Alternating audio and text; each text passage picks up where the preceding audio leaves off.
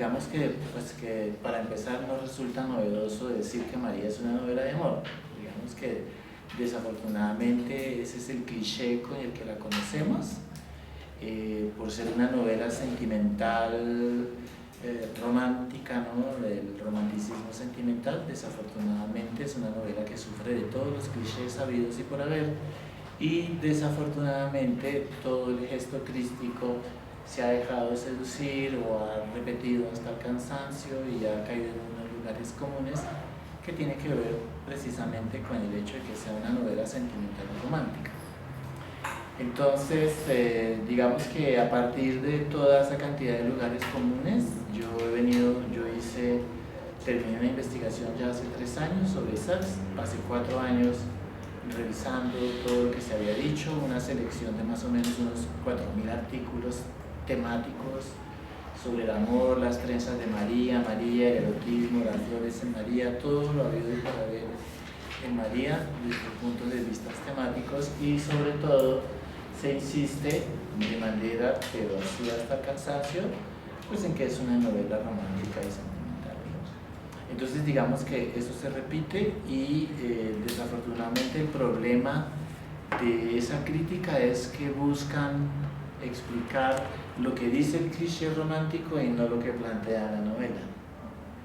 Como el romanticismo plantea que hay una conjunción entre la naturaleza y el estado anímico del héroe, entonces inmediatamente van a buscar específicamente eso, es decir, que van de afuera hacia adentro, y desafortunadamente ese tipo de aproximación a María ha hecho que sea una novela anclada en el arquetipo del romanticismo sentimental, y que sea una novela completamente deshistorizada, es decir, que la crítica la ha deshistorizado, la ha sacado de sus circunstancias históricas, no se han hecho esfuerzos por, digamos, integrarla a las dinámicas ideológicas, políticas, sociales del siglo XIX colombiano, y lo que yo he hecho es precisamente como restituirle su valor histórico, restituirle, digamos, toda su historicidad, pues porque parto del principio que el contexto en el que nacen las obras son inherentes a las obras de arte, las capta de una u otra manera. Entonces el problema con la crítica con respecto a María ha sido básicamente que, como es una novela sentimental, eso despista a la crítica, y lo primero que se dice es que no tiene nada que ver con lo que sucedía en el siglo XIX colombiano. Entonces, la investigación que yo he hecho, y el libro pues está por salir, espero que salga pronto, ha sido precisamente restituirle esa historicidad a María, ubicarla en el marco social e ideológico del siglo XIX colombiano y explicar cómo participa María de los grandes debates del siglo XIX colombiano, en particular de aquellos que comprenden, digamos, el medio siglo colombiano, más o menos entre 1850 y el 67, momento de la publicación. Entonces, digamos que a partir de ahí he trabajado por hacer ese tipo de, digamos, de explicación, de hacer una propuesta de lectura distinta. Entonces, ya para lo que nos compete a nosotros, yo titulé esta charla Deseo e ideal cristiano en María. Parece que esas dos cosas van, digamos, de la mano en el texto de Jorge Isaacs. Entonces tiene Deseo e ideal cristiano en María, 1867, Jorge Isaacs y su contribución a la idea de nación, como para que entendamos más o menos cómo participa Jorge Isaacs de ese difícil proceso de la constitución de la nación, porque nosotros pues desafortunadamente terminó el siglo XIX y como que la idea de nación no se había constituido, y pese a todos los aportes que hicieron no se logró de verdad consolidar una unidad. Entonces digamos que la propuesta de Isaacs está en María, básicamente. Entonces lo que voy a hacer es, voy a leer algunos apartes, en las primeras páginas voy a darles más o menos unos presupuestos teóricos. Entonces yo les voy a pedir a ustedes, como es el amor, se trata del amor, que entendamos primero las características del amor. pues si todos hemos tenido las experiencias amorosas, resulta imposible leer historias de amor si nosotros no sabemos cómo se manifiesta ese sentimiento. Entonces, para la exposición que les voy a hacer lo he tomado desde dos puntos de vista, ¿no? Primero, desde el punto de vista psíquico o emocional, como un sentimiento propio de todos los seres humanos, y desde ese primer punto de vista, pues esto tiene dos aspectos. Tiene la parte puramente biológica y sexual y la parte espiritual, ¿no? Por lo general. Y vamos a tomarlo desde el punto de vista histórico, es decir, que el amor también es un fenómeno histórico, y pues de ahí que la literatura constantemente esté volcada sobre el problema del amor. De hecho, no hay tratados sobre el amor, sino solamente lo que dice la literatura. Parece que el amor es un tema exclusivamente de la literatura, y todo lo que sabemos del amor viene de la literatura, básicamente. Ni siquiera Freud escribió un tratado sobre el amor. Entonces eso ya es... Andrés Capellán, sí, en el 12, es más o menos.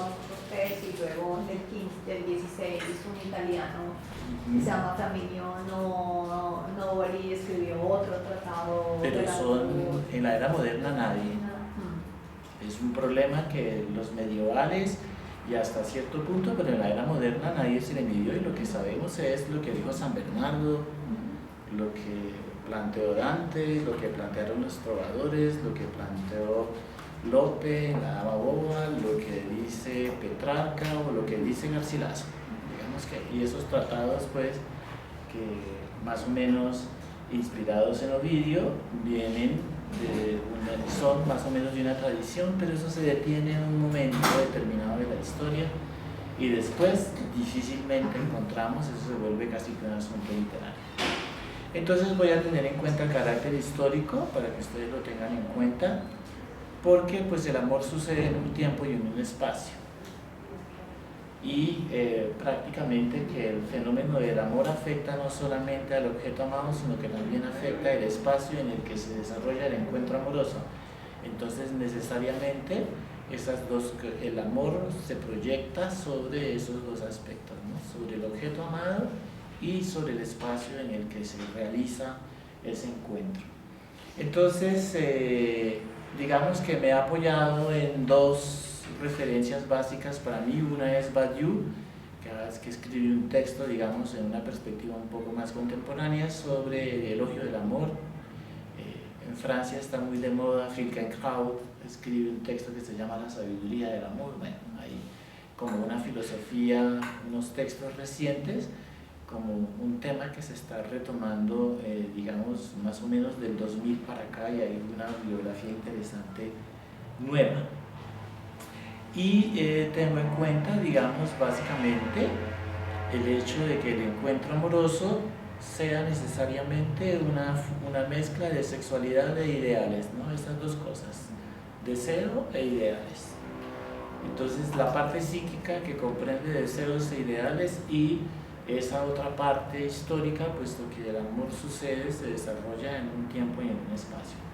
Entonces, mis dos apoyos son como Kristeva en este texto que se titula Historia de Amor, y Badiou en el texto de El elogio del amor. Entonces, voy a leerles más o menos algunos apartes de la introducción, como para que ustedes se enteren un poquito. Bajo la forma de la novela sentimental romántica de María, Isaac retoma el tópico más manido y reelaborado de la tradición literaria occidental, a saber, el amor con todos sus clichés. Absolutamente todos están en María. Pese a reunir tantos elementos kitsch, para mí María es una novela que reúne muchísimos elementos kitsch. Es decir, algo que se repitió, una fórmula que ya se sabían de memoria, etc. Pero, sin embargo, la gran particularidad de esa novela es que se convierte en algo emblemático de Latinoamérica, desde su primera edición, y de Latinoamérica. María creo que es la única novela latinoamericana que a partir de su primera edición, 4 años más tarde, es conocida en toda Latinoamérica reeditada hasta finales de 1900, hasta principios de 1900, se tiene algo así como 52 ediciones mexicanas, argentinas. De las 4 colombianas, creo que el país donde más se editó fue en México. Y más o menos a partir del 71, María empieza a ser publicada con un subtítulo que dice María Novela Americana en México. Todas las ediciones mexicanas a partir del 71 la llamarán de esa manera, y la versión que se publica en Francia en el 78 en Garnier Frère también retoma ese título, y de ahí para adelante pues digamos María sigue casi que su vida sola. Entonces una de las cosas que llama muchísimo la atención es que es una novela que reúna tantos elementos manidos, tantos elementos kitsch, pueda convertirse en la novela emblemática de Latinoamérica. Entonces, para muchos críticos, la originalidad de María reside en que por primera vez en la literatura latinoamericana, el ambiente real de la naturaleza americana cobra protagonismo y sirve de marco a un idilio amoroso, razón por la cual la mayor parte de la crítica ha afirmado que la idealización del paisaje, del ambiente social y humano, así como el subjetivismo, son características románticas esenciales de esta novela. Digamos que la crítica ha girado más o menos alrededor de ese aspecto.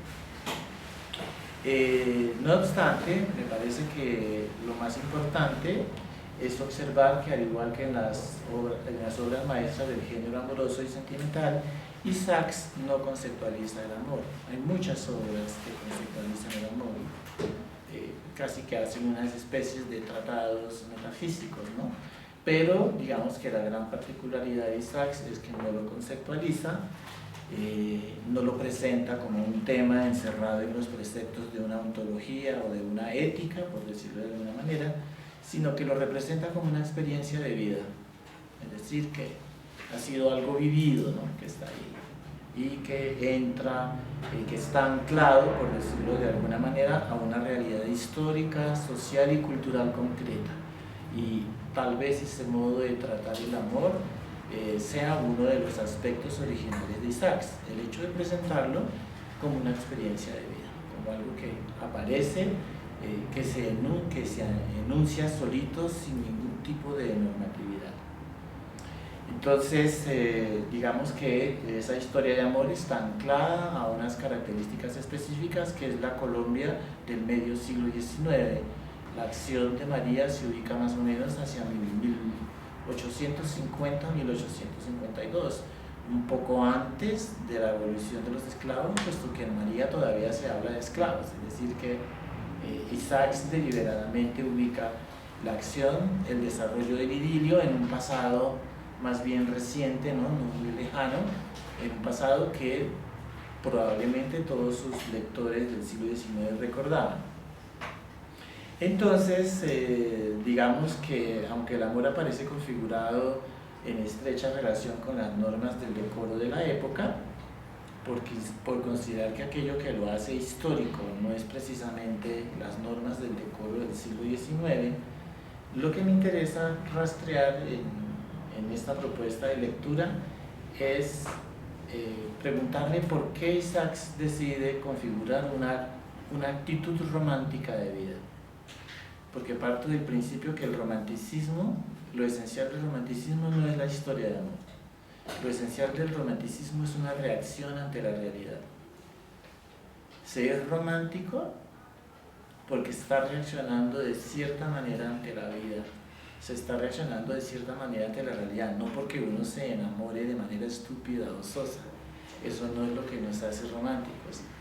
El romántico es una actitud ante la vida, y por lo general el romántico es un rebelde y es una persona que reacciona contra una serie de convenciones sociales, contra una situación específica. Entonces, mi pregunta principal de partida es por qué Isaacs configura una actitud romántica, y esa actitud romántica está englobada en el personaje de Efraín, razón por la cual yo le doy todo el protagonismo de la novela a Efraín y no a María, por más que María sea el personaje epónimo de esa novela.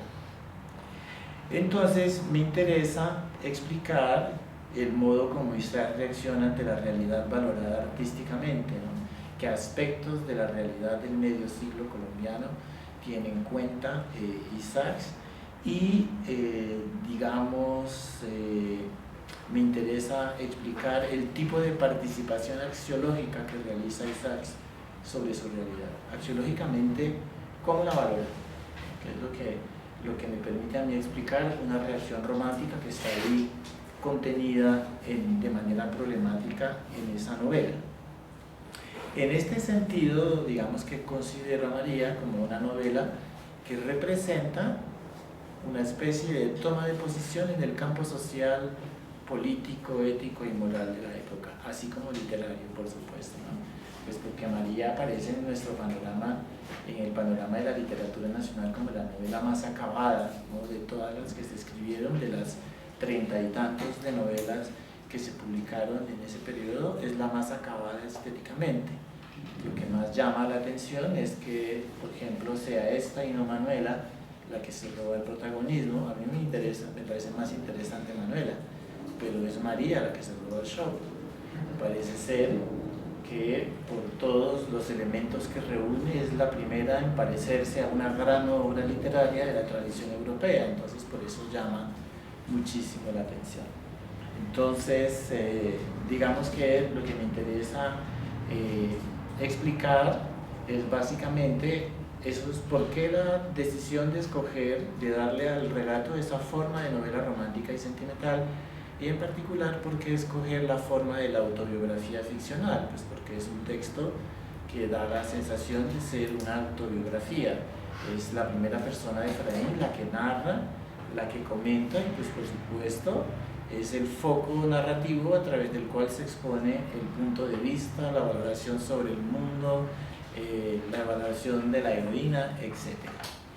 Entonces, si partimos de ese principio, tal como les dije, de Kristeva, que el encuentro amoroso es una mezcla de sexualidad e ideales, lo que me interesa, más que el encuentro de las dos personas, más que el aspecto puramente biológico pues, del encuentro de esas dos individualidades, me interesa explorar dichos ideales, puesto que el amor es un fenómeno psíquico, emocional, que lleva al ser humano a idealizar absolutamente todo. Cuando estamos enamorados, idealizamos, no solamente al ser amado, empezamos a pensar el mundo para dos, básicamente. Entonces me interesa ver cómo ese foco narrativo que es Efraín, que es el emisor del relato, cómo idealiza o cómo percibe el mundo a partir del encuentro amoroso, porque es allí donde encuentro, digamos, el sentido social, histórico y cultural de Manuel. Entonces yo parto más o menos me interesan explorar esos ideales en el análisis que hago de Isaac, y parto de una cita de Kristeva, se las voy a leer. Cuando soñamos con una sociedad feliz, armoniosa, utópica, la imaginamos construida sobre el amor, puesto que me exalta a la vez que me supera o me excede. Sin embargo, lejos de ser un entendimiento, el amor-pasión equivale menos al plácido sueño de las civilizaciones reconciliadas con ellas mismas que con su delirio, su desunión, su ruptura. Lo que nos dice más o menos Rougemont en alguna parte, ¿no? Las historias de amor, las que se cuentan, las que incluye la literatura, son todas historias de amor desgraciado, por lo menos las novelas auténticas, ¿no? Cuando no es corintellado, donde la cosa es rosa, pues es distinto, pero hay que entender que María no es una novela rosa. Y de ahí que esa actitud romántica sea tan importante entenderla en esa, digamos, en esa perspectiva. Entonces, aun cuando María sigue siendo leída como la conmovedora y triste historia de amor de dos adolescentes, o como el relato nostálgico y melancólico de un hombre cuya educación sentimental aparece como poco problemática, esa es una de las cosas que se dicen, ¿no? Efraín no hay ningún problema, en esa novela no sucede nada, aparentemente no sucede nada. En este escrito he entendido la configuración del amor y la actitud o experiencia romántica de vida como una forma de expresar una crisis social disfrazada de crisis personal.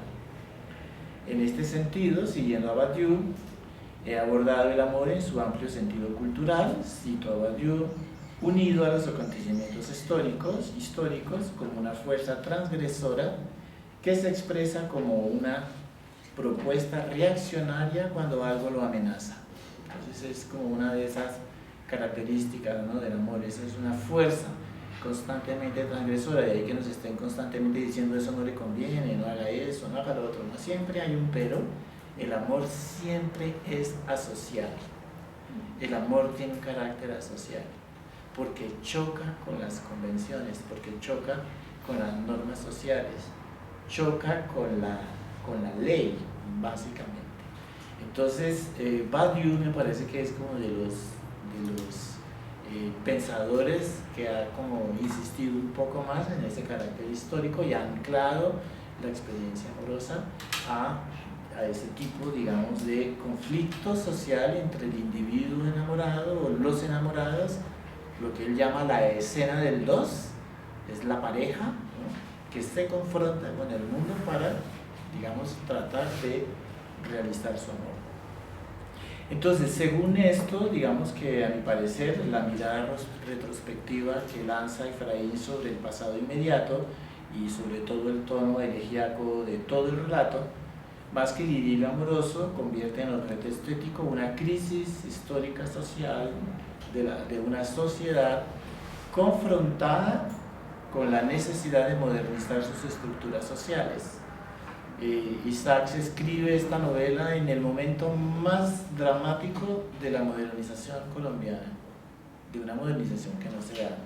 Entonces es como la hipótesis que yo he desarrollado a lo largo de todo mi libro, que, digamos, esa actitud romántica obedece a ese choque, a ese choque social que busca precisamente modernizar unas estructuras sociales aún muy feudales, con unas prácticas señoriales muy arraigadas y digamos que lo que sucede allí en el espacio real es que el sentimiento religioso, tal como lo plantea Isaacs, ha sido negado, constantemente negado, porque se le ha impuesto a la Iglesia una serie de normas, leyes y principios que la obligan a obedecer la Constitución Nacional.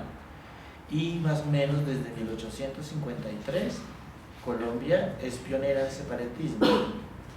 Los liberales quisieron separar el Estado de la Iglesia y pues por supuesto se le puso un poco de freno a toda la cuestión religiosa y hay un problema religioso gravísimo en el siglo XIX colombiano. Entonces lo primero que a mí, Iván Padilla, me llama la atención de María es que presente de manera tan armónica algo que allá afuera en la realidad estaba completamente desbaratado, absolutamente desbaratado.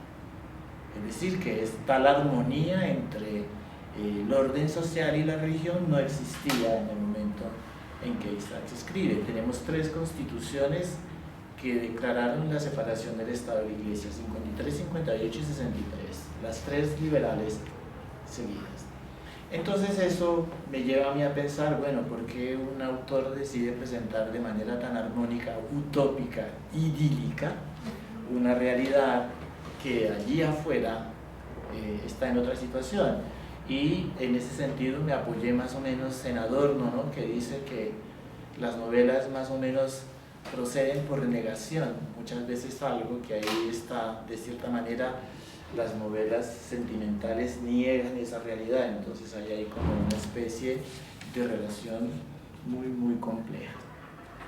Entonces, digamos que para entender el profundo sentido histórico de María es necesario tener en cuenta el carácter asocial del amor, primero, para empezar, y no olvidar sobre todo que el amor tiene lugar en el mundo, ¿sí? Y sobre todo debemos entender que el amor no es un acontecimiento que uno pueda prever y organizar. ¿Va a suceder de tal manera? No, eso no lo podemos prever. Entonces por eso les pido que se pongan como en los zapatos como para entender ese que el amor no es, como dice Badiou, un acontecimiento previsible ni calculado según las leyes del mundo. Por el contrario, está al margen de las leyes del mundo, ¿no? De ahí que la mayoría de la historia de amor nos presenten ese contraste entre el ideal que tenemos nosotros como seres humanos de amor y la realidad, ¿no? Que siempre nos está confrontando cuando estamos en esa situación. En María, entonces, el amor aparece como un núcleo temático, es decir, no es lo más importante, es el motivo que le permite a Isaac plantear una serie de problemas, ¿no? Construir alrededor de ese núcleo temático le permite cristalizar todos los problemas que entran en la, digamos, en la trama de su novela, por sencilla que sea. Digamos que, al igual que en muchas novelas del género, sobre todo en las novelas de la serie de novelas de la tradición romántica en la que se escribe Isaac, todo el seguimiento que he hecho me indica que Isaac se inspira básicamente en las novelas del romanticismo sentimental, pero sobre todo el romanticismo de origen aristocrático. Todos los escritores que lo influencian tienen un sentido aristocrático de la vida. Chateaubriand, Lamartine, Vigny, Nodier, Obermann, Saint-Pierre. No es el romanticismo burgués, ¿no? Que está más anclado a los problemas políticos. Entonces ahí hay una decisión, una relación axiológica y ideológica con cierto tipo de novelas del romanticismo sentimental, no con todas. Entonces, digamos que al igual que en todas esas novelas, el ideal de un lugar idílico, de una Arcadia donde uno pueda vivir y hablar de amor todo el tiempo, es destruido desde el interior. Es decir, que María, pese a que nos deja la idea de construir una idea de amor perfecto, la idea del idilio está siendo cuestionada desde el interior. No es posible el amor en esas circunstancias históricas. Y por eso, pues, María muere, ¿cierto? El amor no se realiza o se pospone para el más allá o como ustedes lo quieran ver. Entonces, María es la historia de un amor desgraciado, no solo porque la heroína muera, no, eso no la hace trágica ni nada por el estilo, sino porque choca con una serie de condicionamientos sociales, incluso con fuerzas sobrenaturales representadas en la novela de manera metafórica en el ave negra, que aparece cada vez que los enamorados se juntan, comparten los anillos. Aparece ese cliché de las novelas románticas, ¿no? Si ustedes leen una serie de novelas más o menos de ese tono, La novia de la Mermur, todos hay esos que aparecen como presagios que introducen ese dramatismo de la narración y que enuncian que los enamorados no van a terminar juntos. Pero además, en la de Isaac hay el problema de la enfermedad de la heroína, ¿no? Contra lo que no podemos nada, ¿no? Por eso digo que es un amor que incluso choca con esas fuerzas sobrenaturales. Entonces, si bien en estructura superficial, ¿no? Así muy por encimita, a través de una valoración lírico-poética de Efraín, Isaac parece sublimar la naturaleza, es al mismo tiempo necesario observar que en ningún momento niega la experiencia sensible del intercambio amoroso. Es decir, que nosotros tendemos a pensar que es una novela de castos amores, pero en realidad es una castidad velada, ¿no? Ahí en María hay un erotismo flagrante todo el tiempo. Entonces, en la medida que el amor aparece como un motivo, como un leitmotiv de todas las acciones de los enamorados, en María los términos ideales del amor se confrontan no solo con la fuerza del deseo, aspecto esencialmente humano, sino también con un sinnúmero de coacciones sociales, ¿no? Socioculturales básicamente, y en María esos aparecen en formas de elementos históricos y culturales como las normas éticas, las normas morales, las religiosas en particular. Entonces, digamos que en las circunstancias en las que se enuncia el idilio de Efraín y María, el amor definitivamente no tiene cabida, es como si es algo que estuviera prohibido. Alguna razón exterior, ajena a los enamorados, hace que el amor no sea posible en María.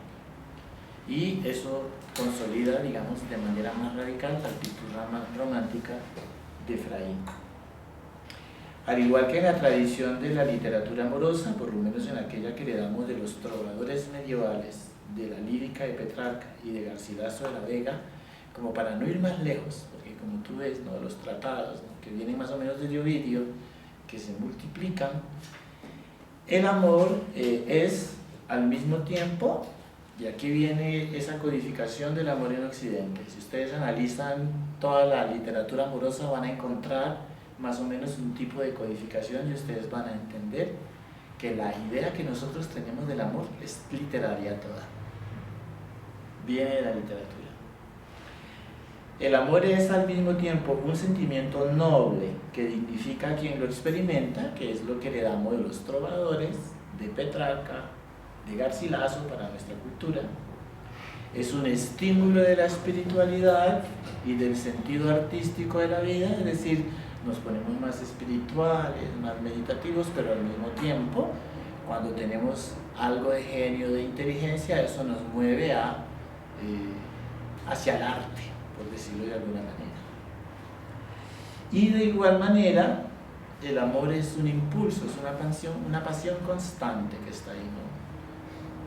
Yo, para volver aquí a este curso, leí otra vez el de la novelita de García Márquez, del amor y otros demonios, estas lecturas que se hacen de Garcilaso de la Vega y esos amantes que están juntos pero que no tienen el contacto sexual, por decirlo en términos directos, ¿no? Nos permite ver todavía cómo en pleno siglo XX esos mismos esquemas siguen funcionando.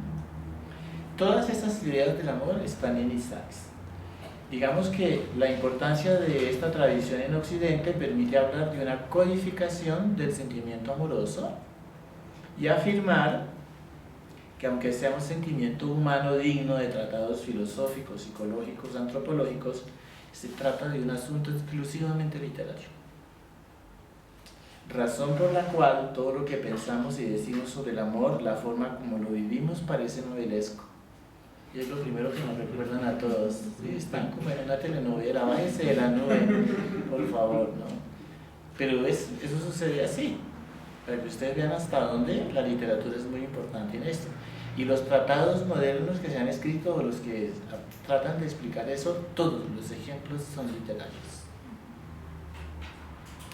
Sin embargo, en oposición a algunos ejemplos de esta tradición, tal vez debido a las reglas del decoro de la época, aunque el amor en María es correspondido, y ese es otro, ¿no?, una diferencia, viven en un mismo espacio y se trata de un amor correspondido. En María el amor es domado, es decir, es domesticado, ¿no?, sublimado y pospuesto, cosa que no sucede en mucha de la tradición de esa poesía, ¿no?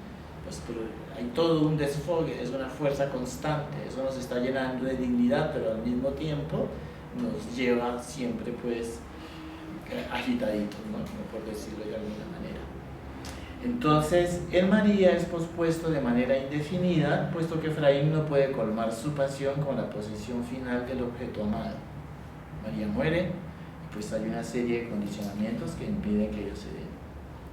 Entonces, digamos que al ubicar el amor más allá del encuentro fortuito de una pareja y superar el efímero, digamos el escollo pues del efímero deseo y el aspecto puramente sexual y biológico del encuentro, en todo esto está sublimado en María. Me interesa saber cómo es practicado el amor allí en el mundo de Isaacs, cómo es vivido el mundo a partir de la experiencia amorosa, porque el mundo se transforma a partir del momento en que nos enamoramos. Entonces, eso hace que idealicemos también, digamos, ese mundo. Entonces, la pregunta que yo me hago es, ¿cómo percibe el mundo el sujeto de amor? Utilizo la expresión de Badiou, constituido por Efraín y María. En mi opinión, más que idealizar un espacio y un tiempo como consecuencia del enamoramiento, Efraín descubre un estado ideal de transición entre dos modos de vida en el que aún era posible vivir armónicamente. Coincidencialmente, Isaac ubica la trama en el momento en que en Colombia empieza la lucha bipartidista que durará más de un siglo. Y entonces ese mundo trastocado que nunca alcanza una estabilidad es el que da lugar, a mi modo de ver, a esa visión tan romántica, tan desesperada que hay en Efraín, ¿no? La que configura Isaac. Entonces, las condiciones históricas que dan lugar al encuentro amoroso no pertenece de manera exclusiva a los enamorados, sino a todo un pueblo o una cultura. Motivo por el cual su recuerdo, su espacialidad y temporalidad idílicas solo pueden ser comunicadas en la obra de arte. Nosotros no podemos objetivar el espacio si no es en la obra de arte cuando hablamos del amor. Es todo un problema ser objetivos cuando se es enamorado, cuando se está enamorado. En esta perspectiva no es gratuito que el héroe, Efraín, busque plasmarlo, conservarlo para la eternidad en un escrito de corte autobiográfico. Al escribirlo y relatarlo en tono melancólico, el ser hipotético llamado Efraín se propone revelar el sentido histórico y filosófico de su experiencia amorosa. Y ese es el primer gesto romántico. Mi experiencia es valiosa, la voy a contar, la voy a escribir. Pero lo que a mí me interesa es plasmar ese sentimiento, ¿no? En alguna parte. Es decir, que en la medida en que se trata de una historia de amor, esta historia de amor expresa el mal de amor, porque Efraín, el que escribe, ya no es el adolescente que vive la relación, sino que es un viejo que antes de morir deja un libro de recuerdos, según dice la dedicatoria. Entonces expresa un mal de amor, pero al mismo tiempo, cuando hablamos de un mal de amor, así como cuando tenemos tusa, tenemos un mal de ser. No estamos bien en ningún momento. Entonces, una historia de amor desgraciada es precisamente eso, ¿no? La expresión de un mal de amor y un mal de ser. Estoy mal en el mundo. Y lo que hace ese Efraín es explicar precisamente que está mal ahí. Pero, de manera excepcional, la novela de Isaac no tiene referentes al presente. Creo que hay 7, 9 frases alusivas al presente de la enunciación. El resto está completamente volcado sobre el momento del idilio amoroso, sobre los 6 meses que dura el encuentro amoroso hasta el viaje de Efraín, ¿no? Y la separación. Entonces, digamos que analizando más o menos esas características, en mi concepto, el amor en la novela de Isaac no funciona como un tema, sino como un axioma, como un valor, básicamente. Entonces yo lo he entendido como un elemento axiológico que en la estructura narrativa organiza la representación de lo real como algo ya estructurado y socialmente marcado por la historia, la creencia, los modos de vida, los usos y las costumbres. Todo lo que reproduce, ¿puedes abrir ahí? Lo que reproduce Efraín está marcado social, histórica y culturalmente. Es porque él no lo inventa a partir del amor, ¿no? Sino que idealiza básicamente la situación.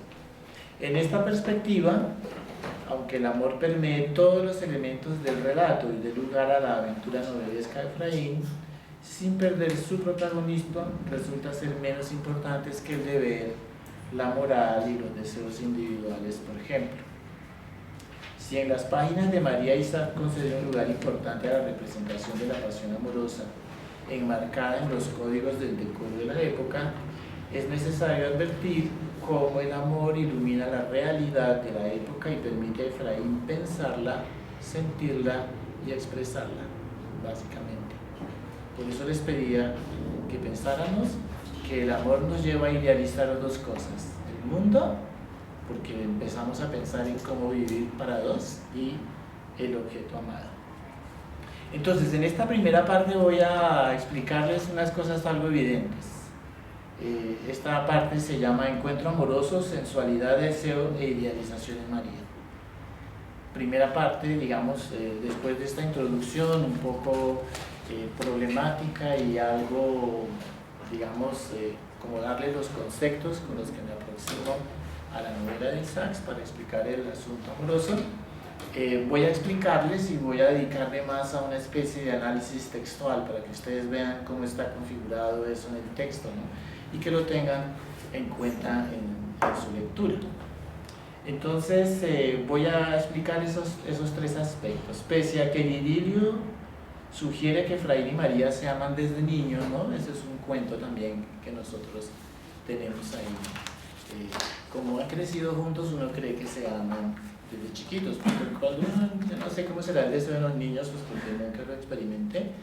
Entonces el deseo aparece en algún momento y pues ya eso aparece en una edad de adolescencia, ¿no? Ya de entraditos, estamos superando un poco la adolescencia y eso es lo que sucede en Efraín. Si ustedes analizan cómo se organiza el relato, Efraín se va niño y cuando regresa, se lo llevaron a los 12 años y regresa a los, es de suponer que 18, 19 años, 6 años después, y lo primero que encuentra es que María está transformada en una mujer.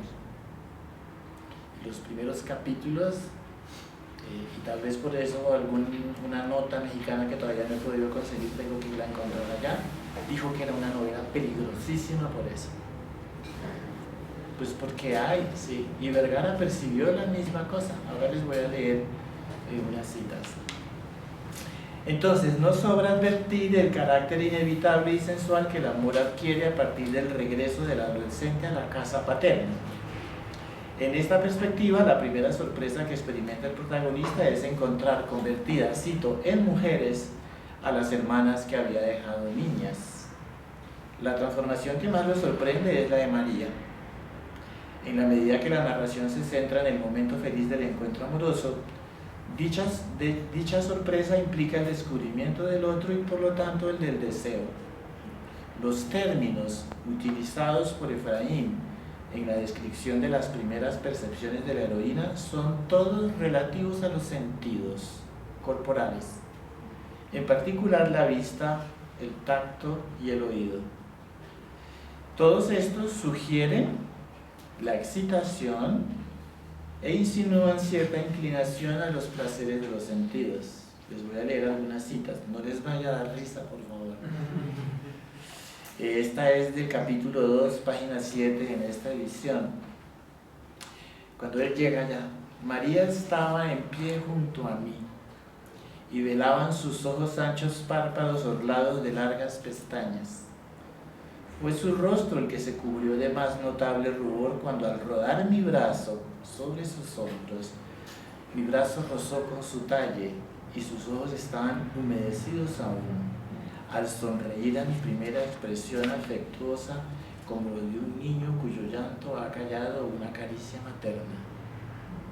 Ante tal transformación, Efraín no puede evitar dejar de examinarla con la mirada y, por supuesto, iniciar veladamente el cortejo amoroso. Es una cosa muy velada en Isaacs. La manera como Isaacs presenta la situación deja pensar que se trata del nacimiento del amor-deseo. No digo amor-pasión, digo amor-deseo. Porque cuando es pasión es algo así, como dicen los franceses, l'amour fou, que uno se lanza de una vez sobre lo que desea y no hay opción no hay recato, no hay castidad, no hay nada.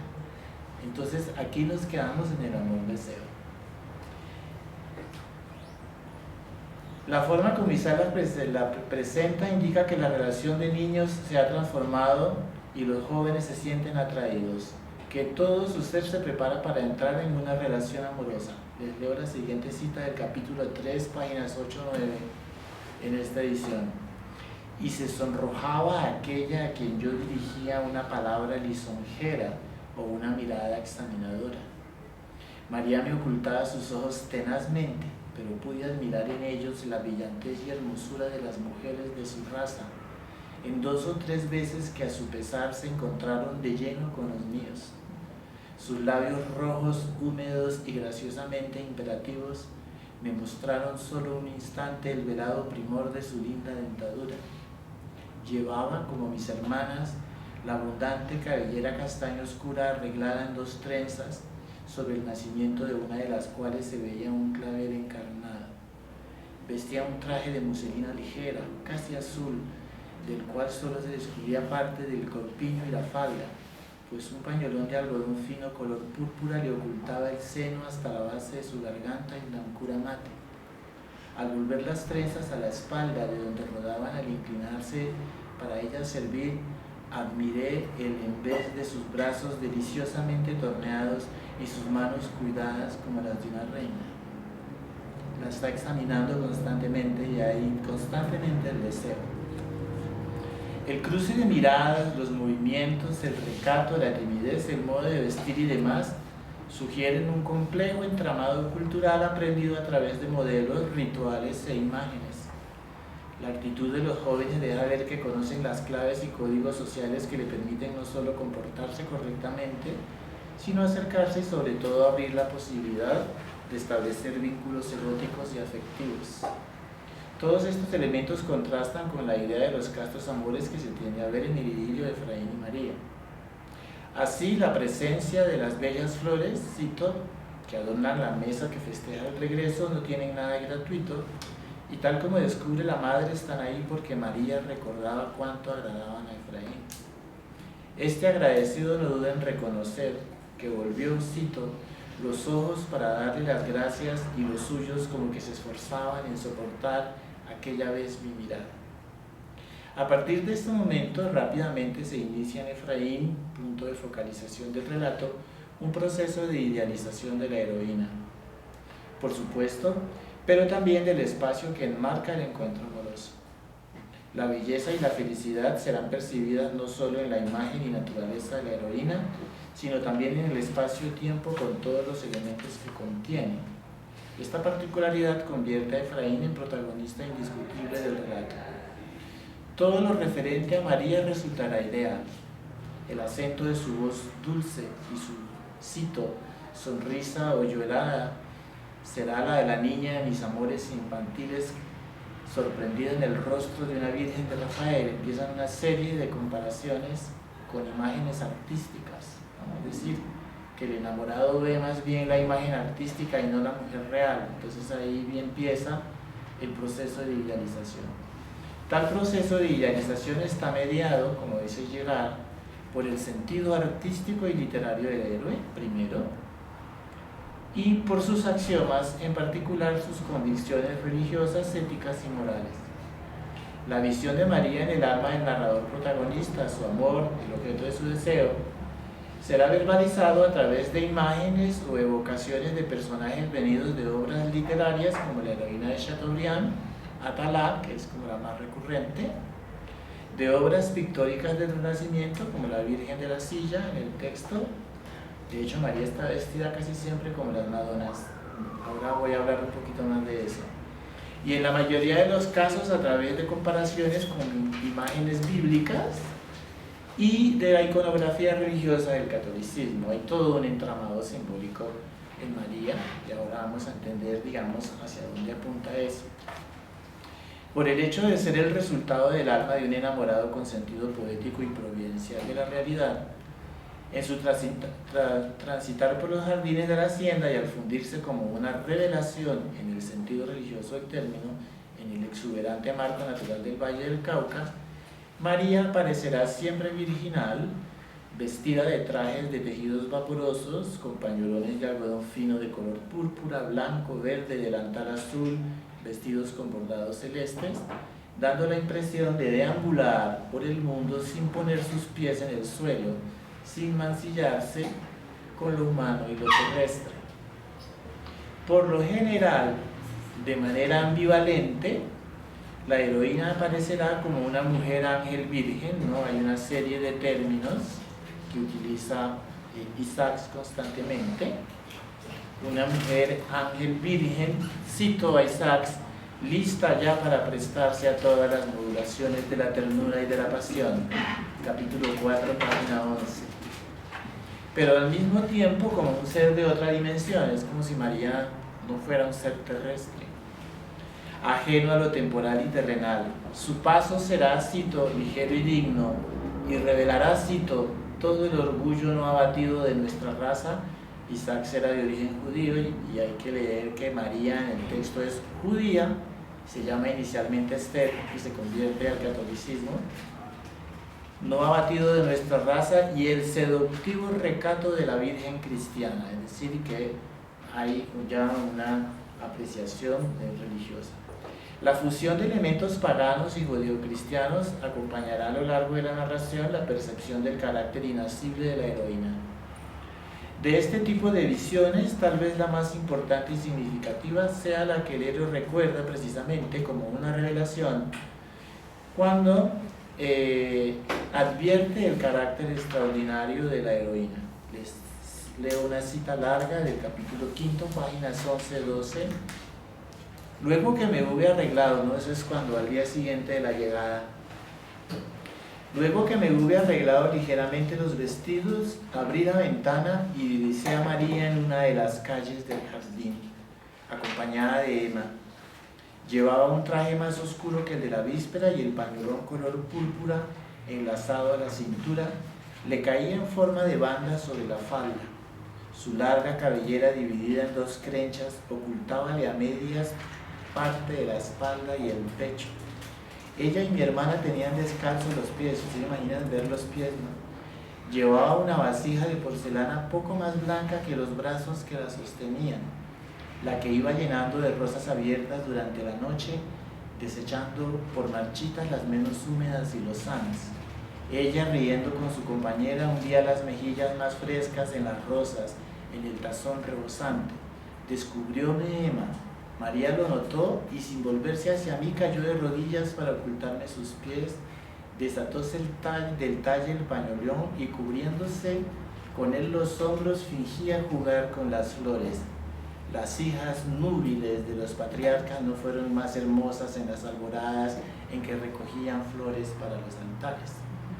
Las hijas núbiles en la Biblia son aquellas niñas que ya merecen casarse, es decir, que hay toda una simbología ahí cristiana en el texto.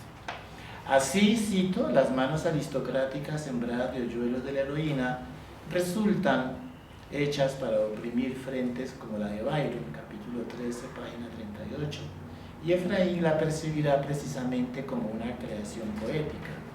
El capítulo, al respecto del capítulo 13, es el más revelador, ¿no? Que en realidad Efraín está enamorado como de un ideal, de una imagen poética.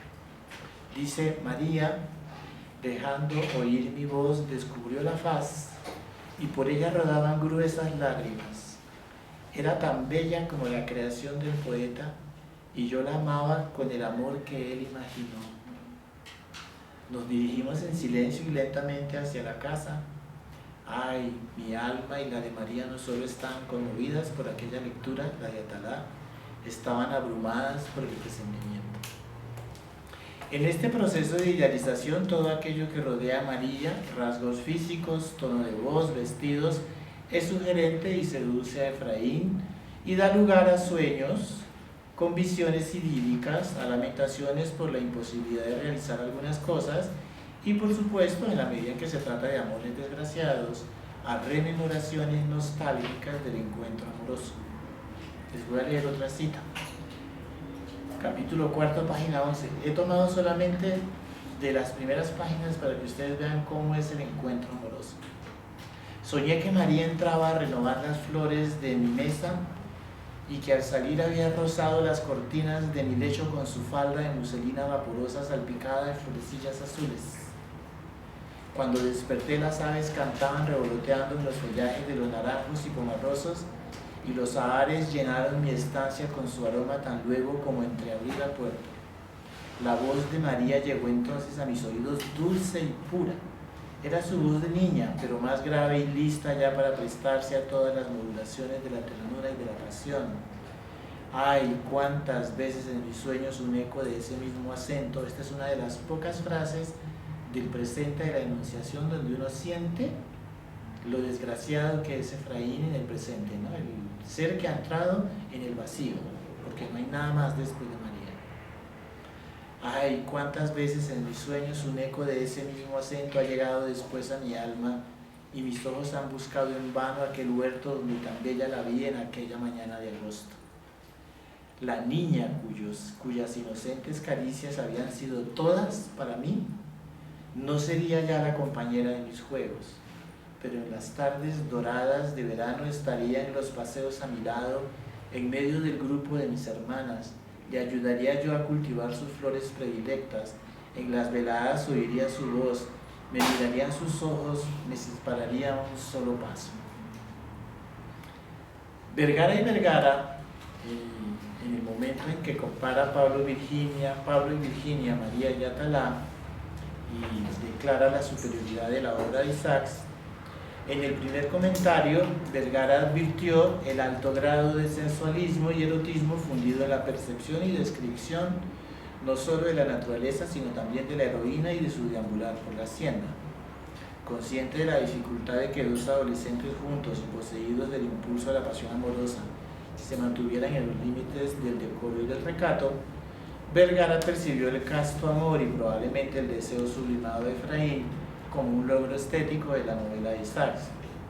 Vergara advirtió que en muchas de las situaciones en las que los protagonistas se encuentran solos, o en aquellas en que Efraín espía a María sin que ella lo sepa, la espía constantemente, se lo digo yo, por lo general, los instintos o sentimientos básicos o primarios, alterados por la vista de los pies, los brazos, el sonido de la voz, la boca o el cabello de la heroína, son convertidos por el héroe en algo poético o intelectual, o en su defecto, en una actitud moral socialmente aceptada.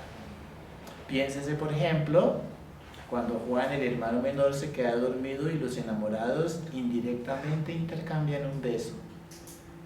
Oigan esto.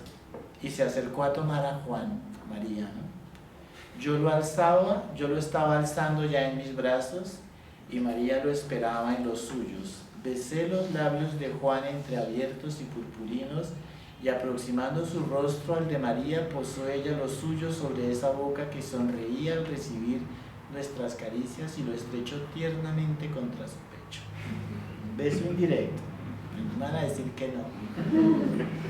O en una de las escenas, en tono de despedida, en la que los enamorados, esto está en el capítulo 28, página 128, la que acabo de leer, y la que sigue ya es uno del capítulo 50, página 280.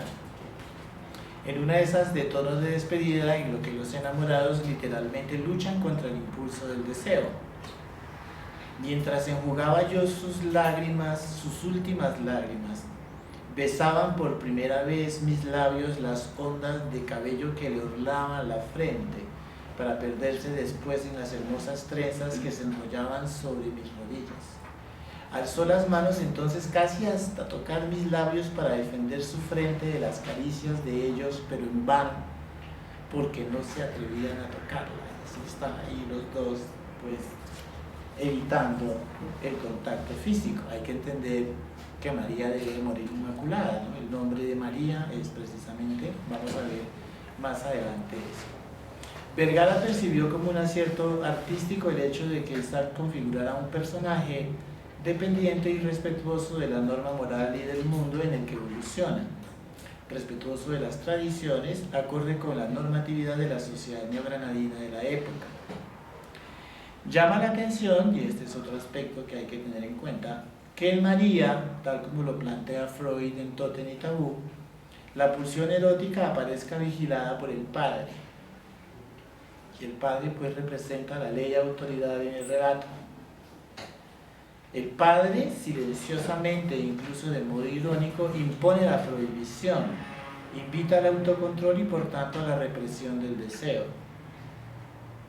Escuchen esto. Iba a decirle algo más, pero el acento confidencial de su voz, la luz nueva para mí que sorprendí en sus ojos, me impidieron hacer otra cosa que mirarla, hasta que notando que se avergonzaba de la involuntaria mirada de mis miradas, y encontrándome examinado por una de mi padre, paréntesis, más temible cuando cierta risa pasajera vagaba en sus labios, salí del salón con dirección a mi cuarto, cerré las puertas. Allí estaban las flores recogidas por ella para mí. Las ajé con mis besos, quise aspirar de una vez todos sus aromas, buscando en ellos los de los vestidos de María, bañelas con mis lágrimas. Ah, los que no habéis llorado de felicidad así, llorad de desesperación si ha pasado vuestra adolescencia, porque así tampoco volveréis a amar ya. Y esta es otra de las frases del presente, ¿no? Del pasivo. Tal vez la más dolorosa de estas censuras, la del padre. El padre aparece ahí como es el obstáculo más importante, ¿no? Es una novela en la que la ley paterna decide el destino del héroe. Tal vez la más dolorosa de estas censuras del lector se encuentra en el capítulo 14, cuando con motivo de la primera manifestación de la enfermedad de María, el protagonista refiere sus emociones y dolor. El peso de la autoridad paterna se siente de manera más fuerte cuando Efraín afirma: María está enferma, volví por la noche a verla cuando la etiqueta establecida en tales casos por mi padre lo permitió. Ante la mirada controladora del padre, página 42, capítulo 14. Ante la mirada controladora del padre, Efraín debe contener el frenesí que la enfermedad suscita en el joven enamorado.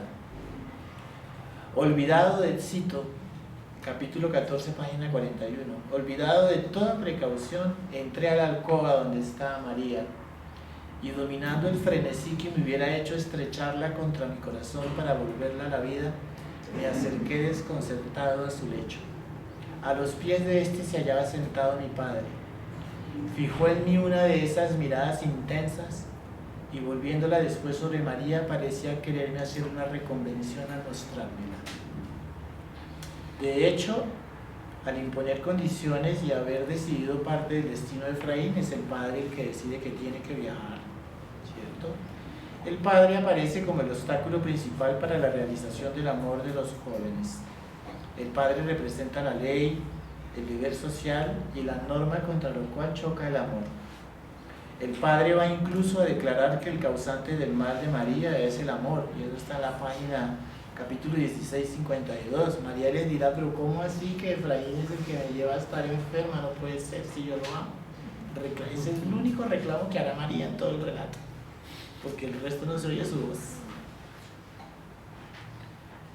Aunque el amor por María haya llevado a Efraín a asumir una actitud evasiva y lírica, por razones de índole económica más adaptado a las transformaciones sociales, el padre ha decidido que su hijo realice estudios y no se dedique como él a los negocios derivados del feudo. Contra su voluntad, Efraín debe sacrificarse y dedicarse a una profesión más lucrativa y más afín con las exigencias de la época. Dice Efraín: no pude ocultarle ni debo hacerlo, que no puedo ocultarte ni debo hacerlo, le dice el padre, que he concebido grandes esperanzas por tu carácter y aptitudes, y que coronarás lúcidamente la carrera que vas a seguir, ¿no? Lo destinan a ser médico. No ignoras que pronto tu familia necesitará de tu apoyo, con mayor razón después de la muerte de tu hermano. En el orden patriarcal, social que hay en María, es de suponer que el hermano que murió es el mayor, el primogénito, el que debía reemplazar al padre en caso de que el padre faltara. De ahí que cuando ustedes ven la primera escena de María, el padre está en el centro, el hijo está a la derecha y la madre está a la izquierda. Y después siguen los más pequeños y los esclavos. Entonces hay ese orden social, esa jerarquía social que está representada ahí. El padre representa en el relato indirectamente el elemento principal de la tensión novelesca, determinante directo del viaje de separación. Aunque no se oponga a la unión de los jóvenes, por puro sentido común, el padre descifra la actitud evasiva del hijo. En tanto autoridad, consciente de que su hijo desea vivir en una especie de Arcadia, se permite cuestionar la desmesura de la pasión amorosa. Y esto por lo general la crítica no lo observa. Dicen que es una novela sin conflicto, y esto es determinante del conflicto, María. Dice el padre: hay algo en tu conducta que es preciso decirte no está bien. Tú no tienes más que 20 años, y a esa edad un amor fomentado inconsideradamente podría hacer ilusorias todas las esperanzas de que acabo de hablarte. Yo no tendría nada que observar si tu edad y posición nos permitieran pensar en un matrimonio, pero no lo permiten. Y María es muy joven, se supone que María tiene 16 años. Responde tú ahora, meditando mucho lo que vas a decir, a una sola pregunta. Responde como hombre reaccionario y caballero que eres, y que no sea lo que contestes dictado por una exaltación extraña a tu carácter, tratándose de tu porvenir y el de los tuyos. Capítulo 15, página 51. Es como el primer obstáculo, después del obstáculo natural, que es la enfermedad, el padre, ¿no? Por idílico que parezca, Al igual que en las grandes historias de amor de Occidente, en María el amor tiene un carácter asocial y de una u otra manera se confronta con las convenciones sociales, en este caso con la etiqueta establecida por el padre en la hacienda. Es evidente que para el padre el amor no es importante o no tan importante como para ubicarse encima del deber social y familiar y de la realidad pragmática. Para él el sentido de la vida no está dado por el amor, para los enamorados sí, ahí viene la diferencia. Este es importante solamente en la jerarquía de los valores de los enamorados. Al convertirse en el sentido de todas sus cosas, este hecho da lugar a un conflicto de intereses que condiciona la actitud del héroe y por tanto la sencilla trama novelesca de María. A lo determinado por la fatalidad, enfermedad y muerte de María, se suman las exigencias del padre, normas sociales. Este hecho destruye el idilio amoroso y por ende la probabilidad de un lugar edénico autosuficiente dentro del relato. Este gesto impide que Efraín sea un personaje íntegramente moderno. Y ahí viene una de las diferencias esenciales que yo observo entre los personajes del romanticismo europeo y este personaje. El personaje del romanticismo europeo está guiado por el espíritu de la revuelta, de no tolerar nada, que nada se le imponga, y va a hacer su voluntad y va precisamente a conquistar, a desarrollar su personalidad. En cambio aquí Efraín, como es demasiado obediente, termina siendo más bien pasivo y puramente reflexivo, ¿no? Entonces se vuelca y eso marca una diferencia con respecto a las novelas europeas. Por eso yo digo que no es un personaje íntegramente moderno, pues no se trata de un personaje que reivindique su individualidad, su libre albedrío, su voluntad. Su pasividad lo vuelve un ser puramente reflexivo, melancólico, volcado sobre su interioridad y su pasado. De hecho, al recordar la enfermedad de María en una de esas frases alusivas al presente de la Enunciación, Efraín lamentará y se reprochará el hecho de no haber obedecido a las exigencias de la pasión amorosa. Cito: corazón cobarde, no fuiste capaz de dejarte consumir por aquel fuego que mal escondido podía agostarla. Volvemos a las imágenes tradicionales de amor-fuego, ¿no? Pasión-fuego. ¿Dónde está ella ahora? Ahora que ya no palpitas el corazón, ¿no? Ya está viejito el pobre. Ahora que los días y los años pasan sobre mí sin que sepa yo que te poseo. Capítulo 16, página 54. Si bien el amor es representado, vamos a ver la cosa, cómo se idealiza ahora el espacio, para que ustedes puedan entender el elemento, digamos, sociocultural del asunto. Les decía yo que entiendo el amor como la parte psíquica, emocional, pero también en sus características históricas. Si bien el amor es representado como una exigencia vital del ser humano, como algo que permite al héroe, al yo enamorado, superar el sinsentido y el vacío de su presente, por el hecho de cantar la dicha pasada, es decir, es un relato, y eso también lo diferencia mucho de las novelas románticas europeas. Las novelas románticas europeas están volcadas sobre un presente, todas, mientras que la de Sachs está en un 95% volcada sobre el pasado y 7 o 9 frases alusivas al presente, no hay nada más. Es decir, que Efraín en su actitud romántica le da la espalda de manera radical a su presente, a la realidad. Conviene observar entonces que el relato de Efraín privilegia el sentido que adquiere la verdad de la organización social de su universo a partir del encuentro con María. Gracias al amor, a la formación de la escena del 2, la naturaleza con todos sus elementos paisajísticos, climáticos, geográficos, etc., y el orden social constituido en la hacienda adquieren su sentido idílico de Edén o paraíso. Y estas expresiones son las que usa Isaacs en su relato. Él llama eso. Ahora vamos a leer una cita que es así pues reveladora, no es que yo la haya fabricado. Capítulo 12, página 37, ya aparecen estas evocaciones al paraíso.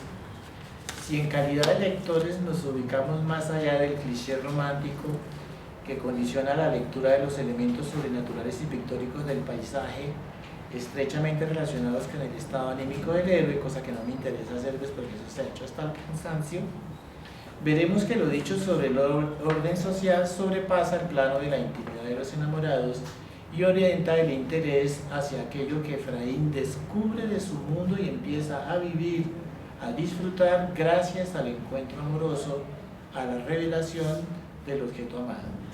La idealización recae también sobre el espacio-tiempo que enmarca el idilio amoroso.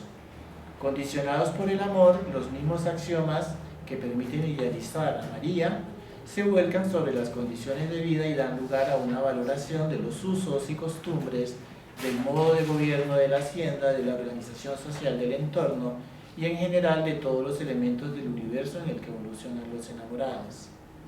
Y aquí esto es, digamos, muy particular, y es ahí donde nosotros notamos que la novela de Isaacs también participa de la norma estética impuesta en el siglo XIX, el costumbrismo, ¿no? Muchos capítulos, la crítica muchas veces los ha leído como cuadros de costumbres, pero es la técnica costumbrista la que le permite más o menos hacer ese tipo de valoración.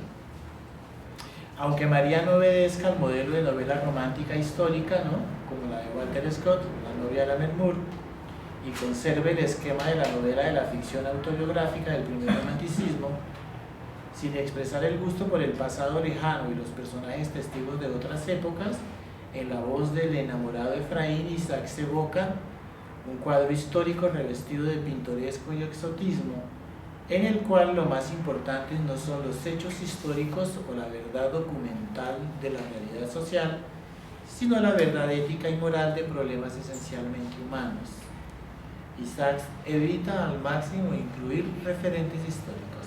Los hay, algunos, pero creo que son los que no podía, pero no incluye fechas, no incluye uno que otro personaje histórico, Lorenzo María Lleras, y eso es un deseo expresado para la cuarta edición que él planeaba. Dice, me fui niño al colegio, dice más o menos, era yo aún un niño cuando me alejaron de la casa paterna para que diera principio a mis estudios en el colegio del doctor. Las 3 primeras ediciones dicen puntos, el doctor tal, pero no dicen el nombre. Para la última edición, Isaacs incluyó el del doctor Lorenzo María Lleras, establecido en Bogotá hacía pocos años. Incluyó el nombre. Y Lorenzo María Lleras, y eso implica una toma de posición política. Lorenzo María Lleras era un liberal que tenía un colegio privado, el Colegio del Espíritu Santo, que funcionó entre el 46 y el 52 más o menos, en el que los estudiantes recibían formación liberal. Fue un colegio muy cuestionado por los conservadores hasta que tuvo que cerrar. Allí estudiaron los hermanos Isaacs, los 3 hermanos Isaacs. Entonces, al incluirlo y suprimir otras cosas, pues deja lugar a una cantidad de cosas. Entonces, en Efraín, entonces, a lo que digamos que se expresa ese deseo como de vivir históricamente al margen de todo, gracias al amor, digamos, al hecho de que esté enamorado, Efraín empieza a evadir la realidad y a hacer de la hacienda, como ya dijimos, un paraíso, ¿no?, el plano de la acción. Voy a leerles la cita, que me parece a mí muy reveladora.